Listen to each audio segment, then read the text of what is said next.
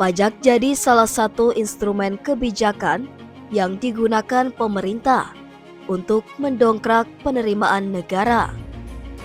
Lewat pajak, negara menarik uang dari rakyat atas transaksi, kepemilikan aset atau barang dan lain sebagainya. Dengan uang pajak, maka negara bisa membangun banyak hal untuk kesejahteraan rakyat. Namun, di sisi lain, tagihan pajak seringkali membuat pening masyarakat, khususnya dari kelompok kelas menengah. Mereka yang penghasilannya tak begitu besar, dibebankan pajak berat oleh negara. Alhasil, mereka pun menjadi geram karena dianggap objek pemerasan negara.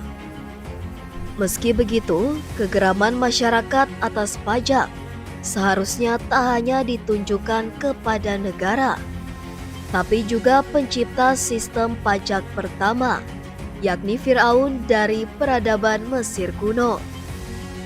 Sejarah mencatat, sekitar 3000 sebelum Masehi peradaban Mesir yang dipimpin oleh Firaun menciptakan sistem pungutan negara kepada rakyat yang kini dikenal sebagai sistem pajak. Alasan Firaun memungut pajak bertujuan untuk modal pembangunan dan menjaga ketertiban sosial. Firaun mengenakan pajak atas barang-barang seperti gandum, tekstil, tenaga kerja, dan berbagai komoditas lain. Biasanya, hasil pungutan pajak dialihkan untuk membangun sektor serupa. Misalkan, jika menarik pajak atas beras, maka hasil pajaknya dialihkan untuk membangun lumbung beras. Firaun tak menerapkan mekanisme sama rata dalam pemungutan pajak, tapi sistem penyesuaian. Maksudnya, besaran pajak disesuaikan dengan kemampuan finansial objek pajak. Ambil contoh ketika memungut pajak ladang, Firaun menetapkan pajak tinggi jika ladang tersebut sangat produktif atau memiliki hasil panen melimpah. Sementara yang non-produktif dikenakan pajak lebih rendah.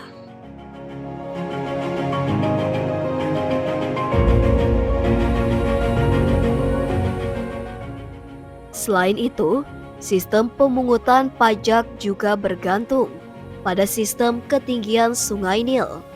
Hal ini berdasarkan temuan arkeolog yang mengungkap adanya sistem nilometer. Sistem ini berupa garis yang digoreskan di sebuah tangga pengukur ketinggian air. Jika air naik di atas garis, maka berarti ladang tersebut dilanda kebanjikan dan penurunan hasil panen. Artinya, pajak yang dikenakan pun tak begitu besar. Begitu juga sebaliknya. Seluruh pungutan pajak digunakan untuk pemenuhan kas negara. Semua rakyat dikenakan pajak tanpa terkecuali.